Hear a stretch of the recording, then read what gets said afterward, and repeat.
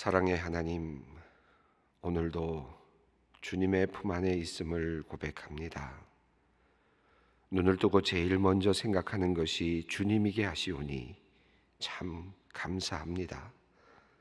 오늘도 우리에게 어떤 일이 일어날지, 어떤 일이 기다리고 있을지 알 수 없지만 주님과 함께 가는 길이기에 넉넉한 마음으로 길을 나설 수 있습니다. 아버지 하나님, 지난 밤새 밤잠을 설친 사람들도 있습니다. 이런저런 생각으로 가득 차 잠을 이루지 못한 이들이 있습니다. 몸이 불편하여 힘들게 밤을 보낸 이들도 있습니다. 밤새 일하느라 뜬 눈으로 지낸 분들도 있습니다. 하나님, 그러나 이 새벽은 이들이 안식하게 하여 주시기를 기도합니다. 곤히 다시 잠들 수 있는 은혜를 주시고 피곤한 몸이 회복되어 새 힘으로 일어나는 은총을 허락하여 주시옵소서. 하나님, 코로나19가 계속 번져가고 있습니다. 많은 이들이 이로 인해 힘들어합니다. 움직이지 못하여서 힘들어하고 답답하여 힘들어합니다. 공부도 제대로 할 수 없고 학교도 제대로 갈 수 없고 예배당도 마음대로 갈 수 없어 힘들어합니다. 때로 어떤 이는 분노합니다. 어떤 이는 조급해합니다. 초조해합니다. 억울해합니다. 불안해합니다. 하나님, 우리가 이 어려움을 잘 이겨낼 수 있도록 조금 더 넓은 마음을 주시기를 기도합니다. 그리하여 우리의 마음이 평화를 얻을 수 있도록 주님 이끌어 주시옵소서. 하나님, 우리 가정에도 평화를 내려 주시옵소서. 코로나19로 가족들이 함께 모여 살다 보니 부딪히는 일들도 참 많습니다. 이해하려 하지만 우리 모두 지쳐 있어 서로 상처를 줄 때가 많습니다. 자녀들이 침상에 그냥 누워있는 그 모습이 그냥 속상하기도 하고, 서로 배려하지 않는 것 같은 모습이 불편하기도 하고, 서로 말을 조심하지 못하는 것이 마음이 아플 때도 있습니다. 서로 사랑한다고 하는 일인데 도리어 서로에게 상처를 줄 때가 있습니다. 참으로 안타깝고 괴롭습니다. 하나님, 우리의 가정이 평화를 누리고 행복하도록 우리를 이끌어 주시옵소서. 서로 말로 사랑을 전하며 행동과 삶으로 사랑을 실천하고 드러내는 우리의 오늘이, 우리의 가정이 되게 하여 주시옵소서. 하나님, 결혼의 위기 가운데 있는 가정이 있습니다. 하나님 앞에서 거룩하게 맹세한 그 맹세를 지키기 위해 노력하는 딸에게 하나님께서 도움의 손을 내밀어 주시기를 기도합니다. 싸늘해진 배우자의 마음을 주님께서 돌이켜 주시옵소서.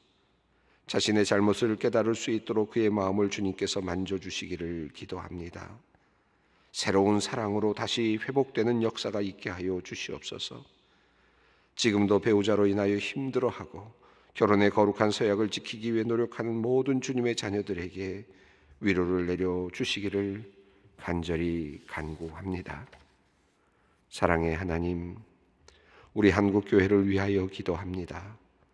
이 땅의 교회가 전례 없는 어려운 시간을 보내고 있습니다. 한 번도 경험해 보지 못한 어두운 터널을 통과하고 있습니다. 하나님, 먼저 세상 사람들로부터 오해받고 있다는 안타까움이 있습니다. 누군가로부터 의도적인 박해를 받고 있다는 느낌도 있습니다. 그러다 보니 우리 안에서도 분노와 노여움이 솟아올라옴을 느낍니다. 또한 막무가내의 모습으로 비춰지는 다른 교회의 모습을 보면서도 안타까움이 생겨납니다.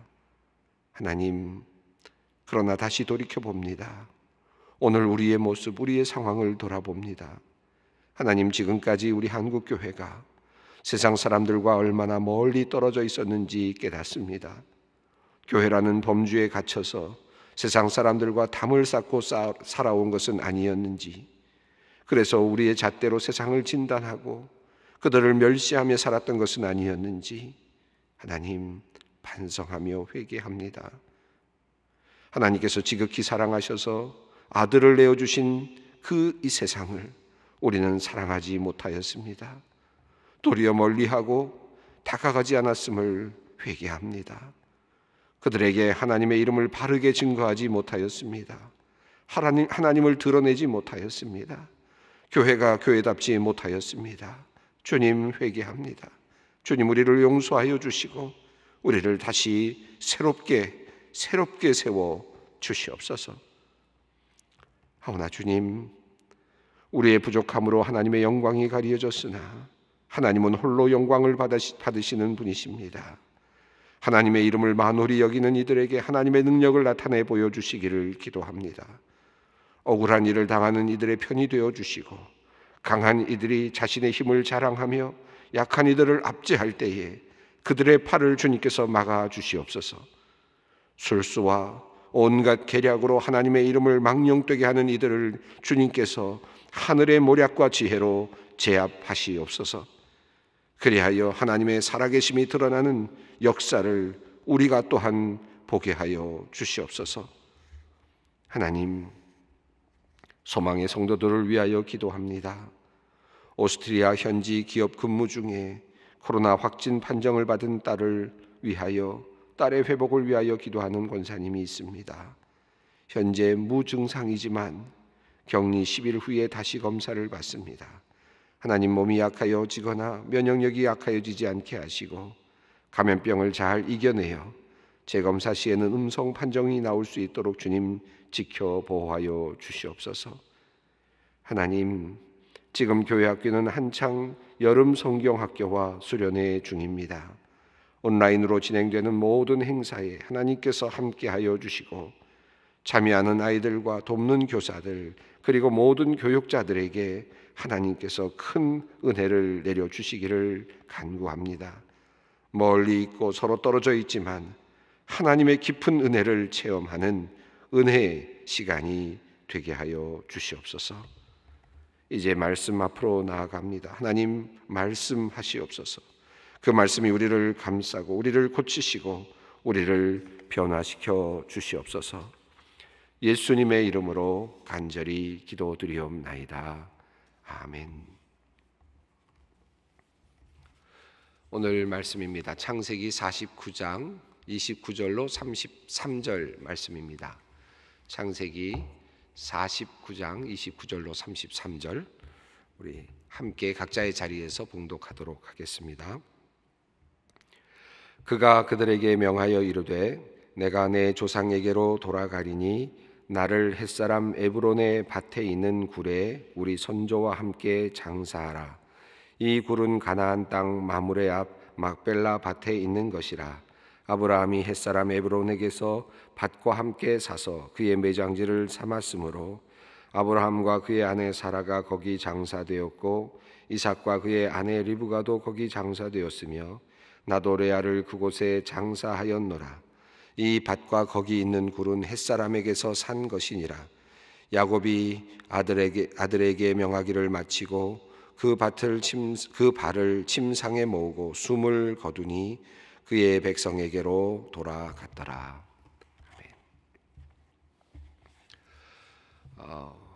오늘 장면은 이제 야곱이 하나님의 품으로 또 조상들의 품으로 돌아가는 마지막 장면입니다. 지난 시간까지 우리가 야곱이 이제 자녀들에게 복을 주는 그런 장면을 우리가 살펴보았습니다. 어제는 요셉과 베냐민을 향해서 복을 내려주는 그런 장면을 우리가 살펴보았는데 마지막 절을 우리가 읽고 그리고 설명을 함께 나누지는 못했습니다. 28절 말씀이죠. 지난 시간에 읽었던 말씀입니다. 이들은 이스라엘의 12지파라. 이와 같이 그들의 아버지가 그들에게 말하고 그들에게 축복하였으니 곧 그들을 각 사람의 분량대로 축복하였더라. 이 말씀입니다. 이것은 한마디로 모든 그 형제들의 그 축복, 그 야곱이 모든 자녀들에게 주는 그 축복을 요약하는 한마디 그 표현이라고 할 수 있겠습니다. 재미있는 표현이 나오는데 그들 각 사람의 분량대로 축복하였더라 하는 표현이죠. 우리가 이미 읽어보았습니다마는 그 각 지파별로 하나님께서 이미 야곱에게 이제 지혜를 주시고 또 식견을 주시고 미리 내다볼 수 있는 마음을 주셨다고 생각이 됩니다. 그 마음을 가지고 미리 내다보면서 자녀들을 향해서 복을 내려주는 그런 장면이었습니다. 어떤 그 지파에게는 뭐 그렇게 좋지 않은 그런 내용도 있고 또 어떤 지파에게는 복이 가득 들어 있는 것 같은 그런 내용들도 있습니다. 우리가 쭉 하나하나 읽어 내려왔는데 물론 태생적으로 조금씩 다를 수도 있지만 그러나 그 모든 복들이 이제 야곱을 통해서 흘러 내려오고 있고 또 하나님을 통해서 그것이 내려오고 있음을 우리가 살펴보았습니다. 이게 다 다르다는 거죠. 분량대로 축복하였더라. 이게 하나님의 섭리이고 또 하나님의 은혜라고 할 수 있겠습니다. 하나님의 축복은 공평하지는 않습니다. 우리가 생각할 때 모든 사람이 똑같은 시간을 살고 또 똑같은 건강을 유지하고 똑같은 또 삶의 어떤 그 모든 것들을 누리는 그런 것이 아니라 모든 사람들이 가지고 있는 것이 다 다르죠. 태생적으로 다르고 또 우리가 태어나면서부터 가지고 있는 습관도 다르고 또 우리가 가지고 있는 여러 가지 성질도 다르고 성격도 다르고 인격도 다르고 모든 것들이 다 다릅니다. 또 그것으로 인해서 우리에게 또 다가오는 모든 결과들도 다르죠. 또 우리의 운명도 다릅니다. 이 모든 것들이 다 다르지만 그런 의미에서 보면은 공평하지는 않다. 근데 이 공평하지 않다라는 표현을 이 성경 말씀은 뭐라고 말했느냐 하면 분량대로라는 표현을 썼습니다. 그들의 분량대로. 우리가 어떻게 생각하느냐에 따라서 좀 다른 것 같아요. 하나님은 공평해야지, 똑같아야지, 우리 모두에게 똑같이 주셔야지, 모든 것을 다 똑같이 주셔서 우리가 경쟁도 똑같이 하고 모두가 똑같이 살아야지, 그래야 공평한 것 아닌가 이렇게 생각하는데 하나님께서는 우리의 체질을 아시고 우리의 모든 것을 아셔서 우리의 맞는 분량을 따라서 우리에게 복을 주신다. 그래서 이스라엘 백성들이 이제 한 민족을 이루게 되는데 그 민족을 이루는 그 틀에서 하나님께서 그들의 분량대로 지금 복을 주셨다라고 하는 표현을 하고 있습니다. 예수님께서 말씀하신 그 달란트의 비유에도 그런 얘기가 나오지 않습니까? 1달란트 받은 사람, 또 2달란트 받을 사람, 또 5달란트 받은 사람 서로 다르죠. 이 하나님께서 주시는 달란트가 다릅니다. 분량이 다르죠. 우리가 이것을 놓고 우리가 뭐 조금은 불평할 수도 있겠고 또 마음이 속상할 수도 있지만 사실 거슬러 올라가 보면 이런 믿음을 갖는 것이 중요할 것 같습니다. 하나님께서 우리의 체질을 아셔서 우리에게 걸맞는 분량을 따라서 우리에게 복을 내려주셨다. 그런 의미에서 본다면 조금 부족해 보여도 이것은 하나님의 은혜고 좀 많아 보여도 그것은 또 더 큰 하나님의 뜻이 있는 것이다. 이렇게 생각을 하면서 우리가 하나님의 축복을 받아들이는 것이 필요하다고 생각합니다. 이제 이 모든 이스라엘 백성들이 서로 다른 지파지만 12명이 이제 하나의 지파를 이루게 되고 그리고 이제 그 지파를 이루면서 이제 이스라엘 백성을 이제 만들어 가게 됩니다. 우리가 이제 그리스도인들도 마찬가지죠. 그리스도의 몸을 이룬다라고 하는 것은 그런 의미가 있다고 생각합니다. 우리 서로가 다 다르죠. 우리가 가지고 있는 것들도 다르고 분량도 다릅니다. 은혜의 분량도 다릅니다. 책임의 분량도 다릅니다. 그러나 이 모든 사람들이 함께 모여서 우리 그리스도의 몸을 이루는 그런 것이다. 이것이 이스라엘 백성을 이루었고 또 동시에 영적으로는 우리가 그리스도의 몸을 이루는 것이다. 서로가 다 다른 하나님의 은혜를 누리지만 그럼에도 불구하고 우리가 한 몸, 그리스도의 몸을 우리가 지체로서 이루어 가게 된다 하는 사실을 깨닫게 됩니다. 자, 오늘 본문 말씀 49장 29절 말씀은 이제 야곱이 이제 세상을 떠나는 내용입니다. 자, 29절 말씀을 한번 읽어 보겠습니다. 그가 그들에게 명하여 이르되 내가 내 조상에게로 돌아가리니 나를 햇사람 에브론의 밭에 있는 굴에 우리 선조와 함께 장사하라. 자, 이제 모든 축복을 마치고 그리고 이제 야곱은 마지막 떠날 준비를 합니다. 그리고 이제 모든 자녀들에게 자기 자신을 어디에 묻어달라라고 이렇게 요청을 하죠. 근데 이것은 야곱의 그 요청의 첫 번째는 아닙니다. 이미 창세기 47장에서 이미 요셉과 이미 약속을 했죠. 맹세를 했습니다.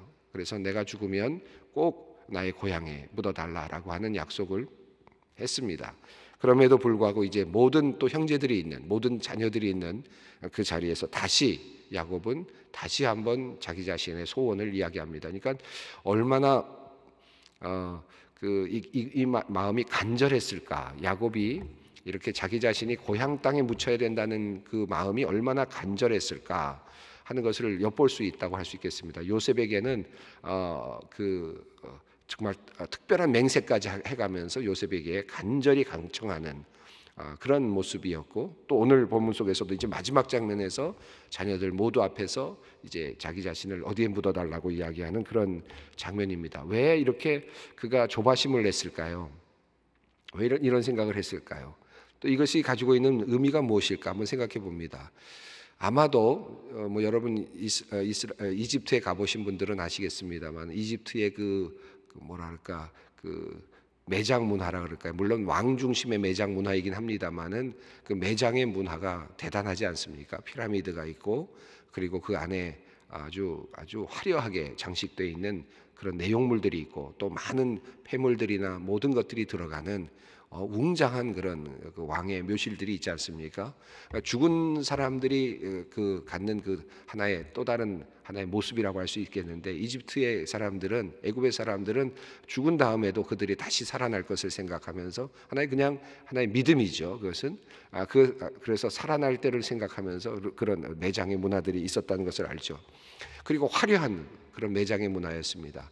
요셉 정도의 단계라고 하면, 요셉 정도의 어떤 위치, 총리의 위치라고 한다면 아마도 적어도 아마 그의 아버지가 돌아가셨다고 했을 때 아마도 성대한 그런 예식을 거행할 수 있었을 것입니다. 뒤에 물론 성대한 예식에 대한 표현이 나오기는 합니다만은, 그리고 아마 큰 묘실을 만들 수도 있었을 것이고, 그리고 애굽 땅에서 애굽 땅에 큰 묘실을 만들고 온 가족들이 그곳에서 매장되는 그런 출발점으로 삼을 수도 있었을 것 같아요.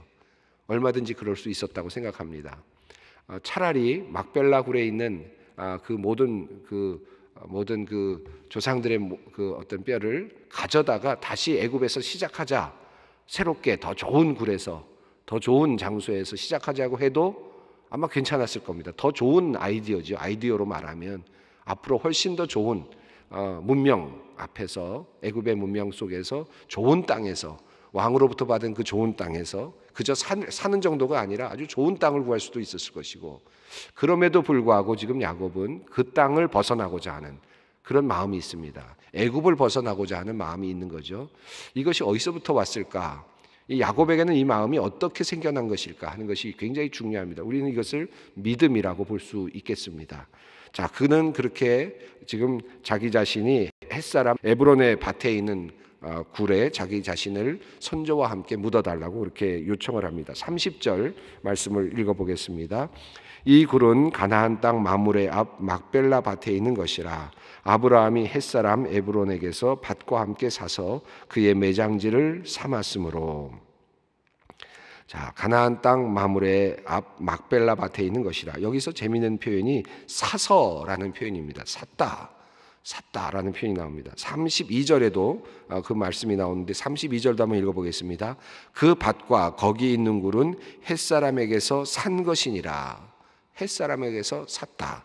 또 샀다라는 표현이 나옵니다. 물론 그 당시에 비용으로 따지면 아브라함이 큰 돈을 주고 샀다고 볼 수 있을 것 같습니다.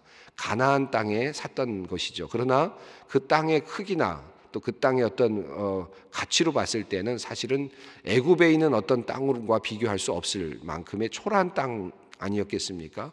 작은 땅이고 또 조그맣게 사놓은 그런 땅입니다. 그럼에도 불구하고 샀다라고 하는 표현이 나옵니다. 왜 아브라함이 23장에 보면 이제 사는 내용이 나오는데, 아브라함이 그 땅을 비싼 돈을 주고 샀던 이유가 뭘까요? 제가 지난번에도 창세기를 읽어가면서 그 말씀을 드렸습니다. 아브라함에게는 믿음이 있었다는 거죠. 지금은 조그마한 땅이지만, 조그마한 땅에 지금 우리들이 묻히지만, 그러나 언젠가는 이 땅에 모든 우리의 자녀들이 이곳을 차지하게 될 것이다. 그때는 이곳이 중심지가 될 것이다. 그때에는 내가 그리고 우리의 자녀들과 모든 선조들이 이곳에 묻힌 것이 그들에게는 큰 의미가 될 것이다 라고 하는 믿음이 있었다는 거죠. 그런 의미에서 지금 아브라함은 믿음을 가지고 가나안 땅에 이제 정착을 했고 이 땅이 하나님께서 주시는 땅이라고 하는 그런 확신을 가지고 있었다는 것이죠. 그래서 자기 자신도 묻었고 또 아내도 묻었고 또 이후로 모든 자녀들이 그곳에 묻히도록 했다는 겁니다. 그러니까 믿음의 어떤 표현이었다라고 하는 것입니다. 자, 그럼에도 불구하고 그 땅은 지금 애굽에 있는 땅과 비교해 본다면 아주 초라한 땅일 수 있고, 지금 요셉의 위치에서 어떤 땅을 구한다고 하면 훨씬 더 화려하고 땅을 산다고 하면 훨씬 더 좋은 땅을 살 수도 있을 것 같습니다. 그럼에도 불구하고 지금 야곱은 그 약속의 땅, 가나안 땅, 그 땅을 향하고 있다. 이것이 야곱의 믿음이라고 할 수 있겠습니다. 이 샀다라는 표현이 저는 조금 이 말씀을 읽으면서 이런 생각을 합니다. 뭐 여러분께서 그렇게 묵상을 깊이 안 들어가셔도 좋겠지만 샀다라고 하는 표현 속에서 제가 생각하는 것이 있습니다. 이 샀다라는 표현이 사서 마련된 땅, 우리가 갈 곳. 아브라함이 사서 우리가 갈 곳을 마련해 주었다라고 하는 이 표현을 계속 되뇌이고 또 되뇌이다 보면 이런 생각이 들어요. 하나님께서 내가 갈 곳을 사서, 내가 처할 곳을 하나님께서 사서 마련해 주신 곳이 있다. 무엇이겠습니까? 우리 신약적으로 생각하면 예수 그리스도의 보혈로 우리가 갈 곳을 하나님께서 사시고 그곳에 묻힐 수 있도록 하는 그런 배려와 그리고 그런 계획을 세워주셨다. 그런 영적으로 그런 마음을 또 갖게 되기도 합니다. 이 샀다라는 표현. 그래서 그 사서 지금 마련되어 있는 그 장소에 내가 갈 것이다. 그리고 하나님께서 마련해 주신 그 장소, 또 약속의 땅, 그 자리, 약속되어 있는 그 자리에 내가 갈 것이다라고 하는 그런 마음을 표현하고 있습니다. 31절 읽습니다. 아브라함과 그의 아내 사라가 거기 장사되었고 이삭과 그의 아내 리브가도 거기 장사되었으며 나도 레아를 그곳에 장사하였노라. 여러분 이 31절이 참 재밌어요. 여러분 보시면서 느낌이 오시는지 모르겠어요. 이 참 야곱은요 정말 재밌어요. 이 끝까지 라헬이에요. 제가 볼 때는 왜 그런지 여러분 느끼십니까? 아브라함과 그의 아내 사라가 거기 장사되었고 이삭과 그의 아내 리브가도 거기 장사되었으며, 그렇죠. 여기 다 표현이 어떻게 되어 있냐면 그의 아내라고 표현을 했어요. 그의 아내라고 표현을 했습니다. 자, 그 다음에 자기와 관련된 내용을 이야기하는데 나도 그러면 어떻게 돼야 됩니까? 나도 나의 아내 레아를 그곳에 장사하였노라 이래야 되잖아요. 근데 여기서 자기 아내라는 말을 또 뺐어요.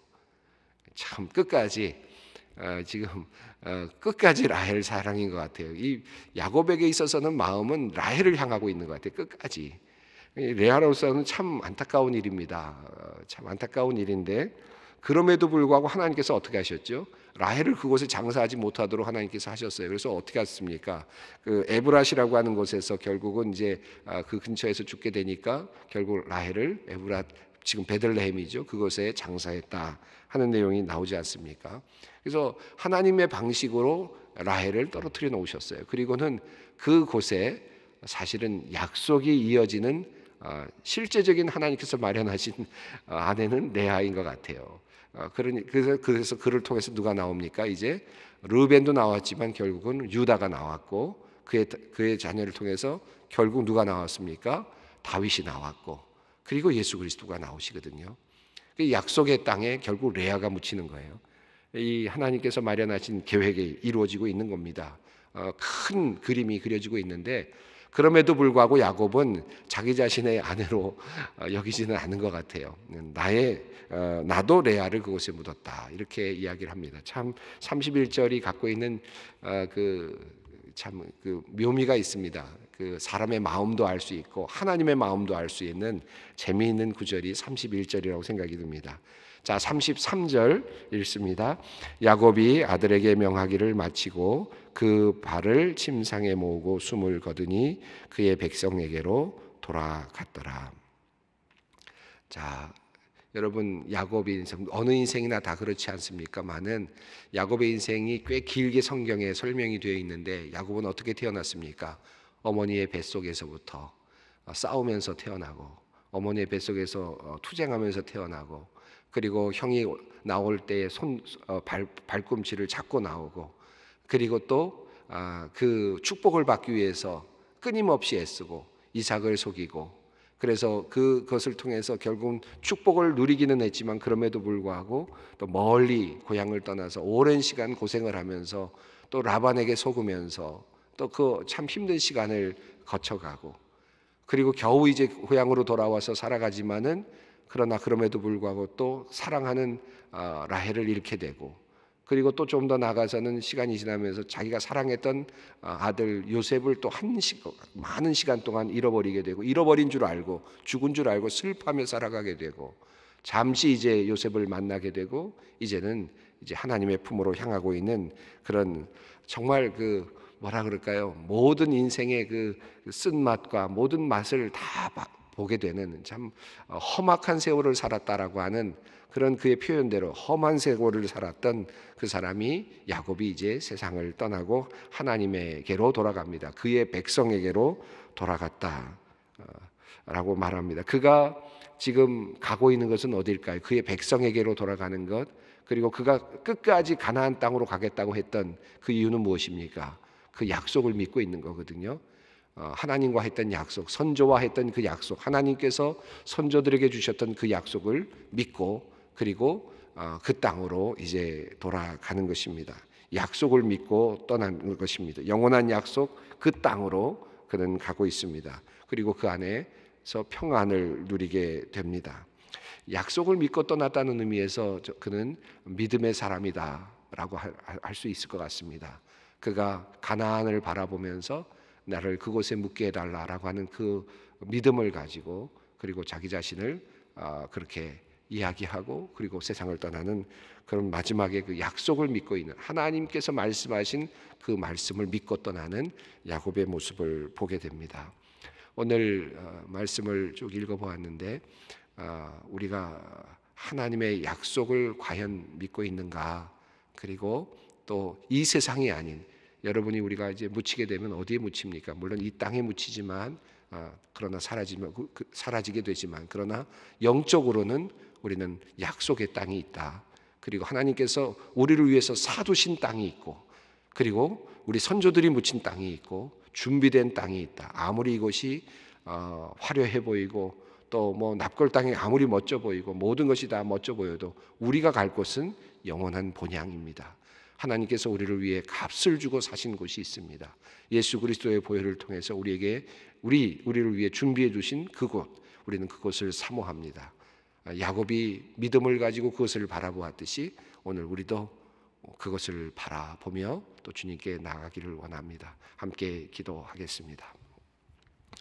하늘에 계신 우리 아버지, 아버지의 이름을 거룩하게 하시며 아버지의 나라가 오게 하시며 아버지의 뜻이 하늘에서와 같이 땅에서도 이루어지게 하소서.